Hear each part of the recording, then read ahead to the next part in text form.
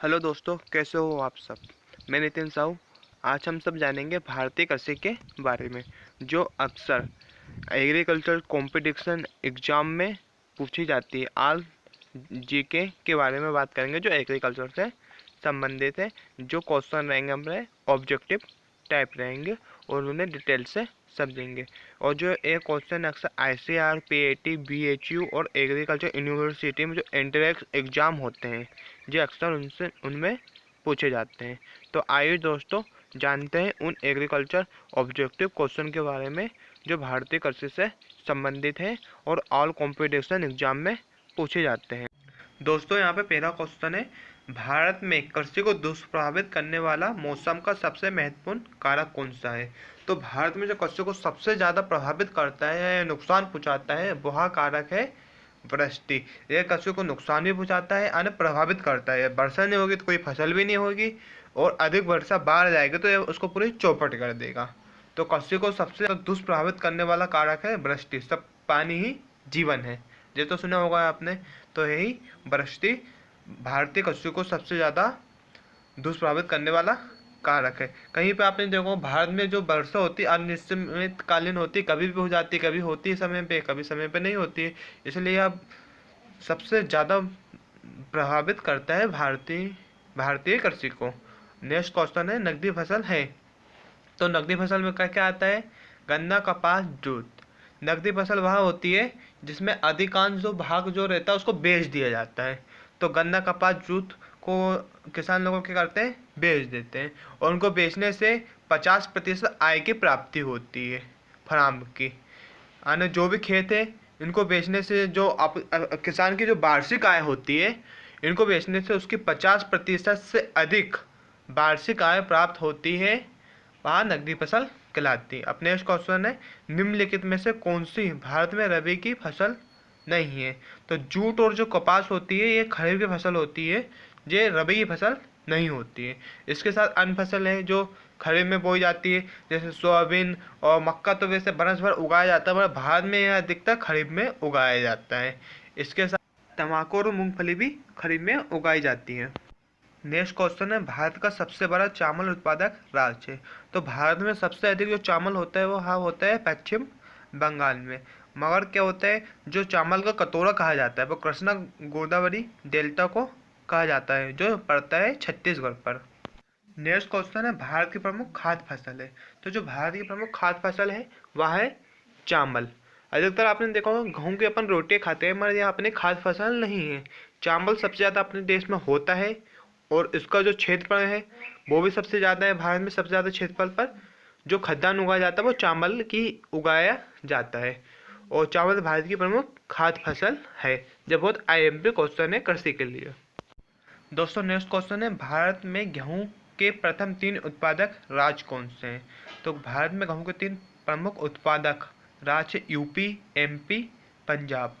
लेकिन उत्पादकता वाले में पूछेगा तो पंजाब सबसे ज़्यादा इसका उत्पादकता वाला राज्य, यानी सबसे ज़्यादा उत्पादन करता है, यानी कम जगह में भी लगाएंगे तो वो सबसे ज़्यादा उत्पादन देगा, इसलिए वो उत्पादक कहलाता है।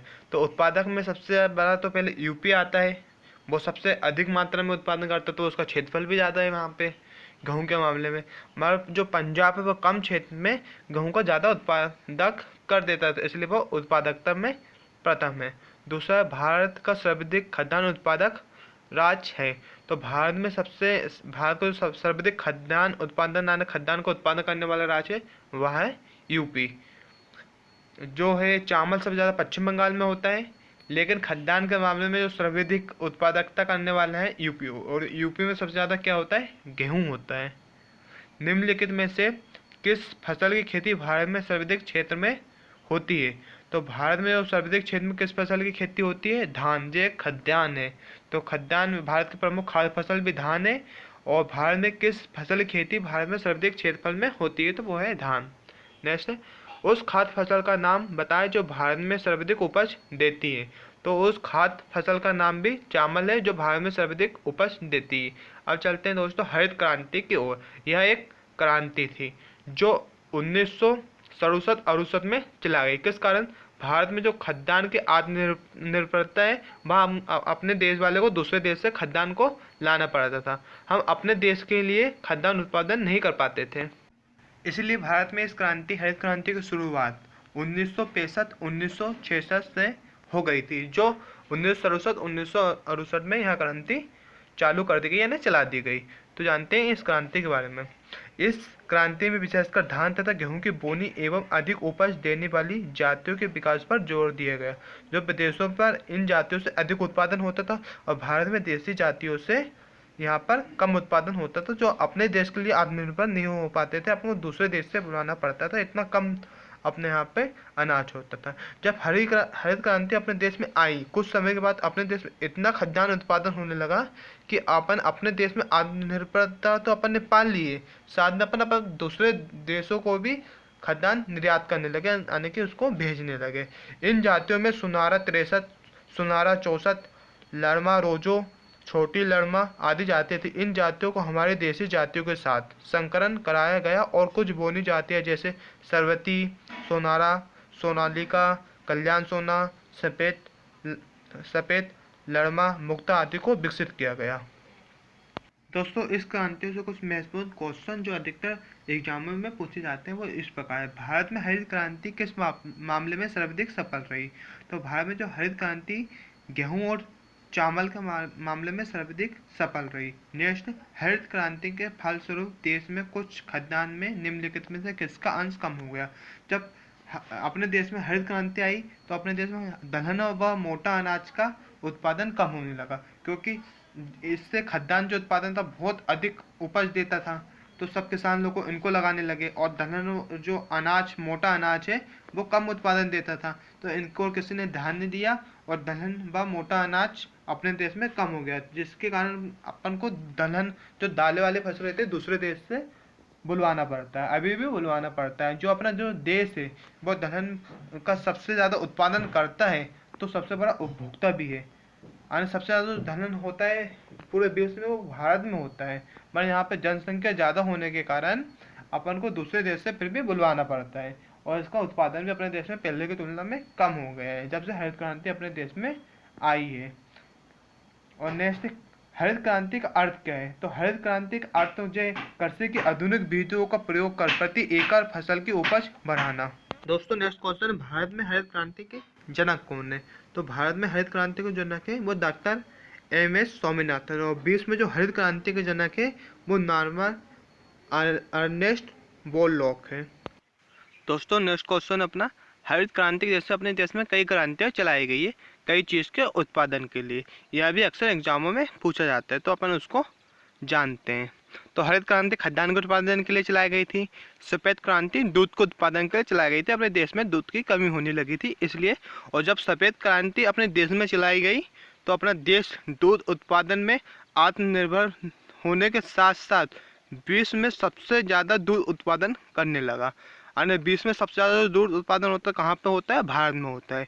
नीली क्रांति चलाई गई मत्स्य उत्पादन के लिए, भूरी क्रांति चलाई गई उर्वरक उत्पादन के लिए, रजत क्रांति चलाई गई अंडा उत्पादन के लिए, पीली क्रांति चलाई गई तिलहन उत्पादन के लिए, कृष्ण क्रांति चलाई गई बायोडीजल उत्पादन के लिए, लाल क्रांति चलाई गई मांस और टमाटर उत्पादन के लिए, गुलाबी क्रांति चलाई गई झींगा मछली उत्पादन के लिए, बादामी क्रांति चलाई गई मसाला उत्पादन के लिए, सुनहरी क्रांति चलाई गई फल उत्पादन के लिए, अमृत क्रांति चलाई गई नदी जोड़ों परियोजनाओं के लिए, और इंद्रधनुष क्रांति चलाई गई इन सभी क्रांतियों के रिंगने देखने के लिए। तो दोस्तों, इन सब क्रांतियों को जब भी कृषि उत्पादन में कुछ करना हो या उत्पादन कम करना होता है तो यह क्रांतियाँ चला दी जाती है और उनका एक नाम दे दिया जाता है कि जो कौन सी क्रांति है। यहाँ पे एक क्वेश्चन है, किस राज्य को भारत का धान का भंडार के रूप से जाना जाता है? तो वो राज्य है पंजाब। पंजाब राज्य को भारत का धान का भंडार के रूप में जाना जाता है। दोस्तों, यहाँ पे जो लाल कलर में आपको दिख रहा होगा, यहाँ पे उत्पादित सर्वाधिक फसल दिया जो किस राज्य में उत्पादन होता है, तो आइए उसको देखते हैं। मूंगफली सर्वाधिक किस राज्य में होता है? तो यह होता है गुजरात में। सोयाबीन सर्वाधिक किस राज्य में होता है? यह होता है मध्य प्रदेश में। काजू सर्वाधिक किस राज्य में होता है?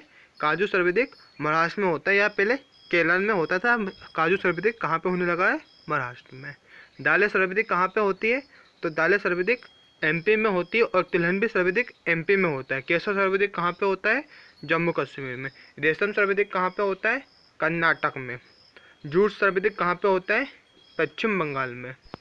दोस्तों यहाँ पे अब चावल सर्वाधिक कहाँ पे होता है? पश्चिम बंगाल में। गेहूँ सर्वाधिक कहाँ पे होता है? उत्तर प्रदेश में। बाजरा सर्वाधिक कहाँ पे होता है?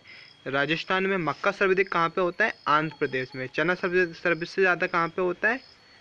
मध्य प्रदेश में। अरहर सबसे ज़्यादा कहाँ पे होता है? महाराष्ट्र में। मसूर सबसे ज़्यादा कहाँ पे होता है? उत्तर प्रदेश में। मूंगफली सबसे ज़्यादा कहाँ पे होता है? गुजरात में। सरसों सबसे ज़्यादा कहाँ पे होता है? राजस्थान में। सोयाबीन सबसे ज़्यादा कहाँ पे होता है? मध्य प्रदेश में। सूरजमुखी सबसे ज़्यादा कहाँ पे होता है? कर्नाटक में। कपास सर्वाधिक कहाँ पे होता है? गुजरात में। जूट सर्वाधिक कहाँ पे होता है? पश्चिम बंगाल में। आलू सर्वाधिक कहाँ पे होता है? यूपी में। प्याज सर्वाधिक कहाँ पे होता है? महाराष्ट्र में। वैसे महाराष्ट्र का नासिक फेमस है किसके लिए? प्याज के लिए। गन्ना सर्वाधिक कहाँ पे होता है? उत्तर प्रदेश में।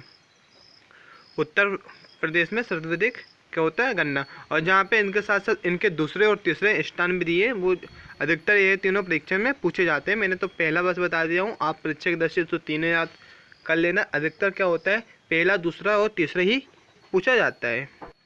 यहाँ पर कुछ महत्वपूर्ण खद्यान, दलहन और तिलहन और मोटा अनाज के बारे में दिया है, जो सबसे ज़्यादा कहाँ पे होते हैं। सबसे ज़्यादा खद्यान उत्तर प्रदेश में होता है, उसके बाद पंजाब में होता है, उसके बाद कहाँ पे होता है? अरुणाचल प्रदेश में होता है। और कुल दलहन सबसे ज़्यादा मध्य प्रदेश में होता है, फिर राजस्थान में होता है, फिर महाराष्ट्र में होता है। जैसे अरहर सबसे ज़्यादा की जो दलहन है वो महाराष्ट्र में होती है, जो फेमस दालों में उपयोग की जाती हैं। कुल तिलहन सबसे ज़्यादा मध्य प्रदेश में होता है, राजस्थान में होता है, फिर गुजरात में होता है। कुल मोटा अनाज सबसे ज़्यादा कहाँ पे होता है? राजस्थान में होता है, फिर कर्नाटक में होता है, फिर आंध्र प्रदेश में होता है। और तंबाकू सबसे ज़्यादा कहाँ पे होता है? आंध्र प्रदेश में होता है। ये आईएमपी अधिकतर परीक्षा में पूछा जाता है, जहाँ पे नहीं दिया था इसलिए मैंने बता दिया। दोस्तों यहाँ पे बहुत से प्रकार की कृषि के प्रकार दिए गए हैं, जो अक्सर आपको हो सकता है नहीं पता हो, तो जानते हैं उनके बारे में। पॉलीकल्चर, तो पॉलीकल्चर मतलब क्या होता है? एक से अधिक फसलों की खेती करना। शॉर्ट कल्चर यानी क्या होता है? घासों की खेती करना है ना, घासों की कृषि। सिल्वीकल्चर क्या होता है? वनों की कृषि।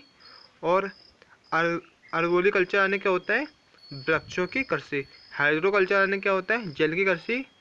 और ऑर्निथोलॉजी यानी होता है पक्षी विज्ञान। इकोलॉजी होता है पारिस्थितिकी विज्ञान।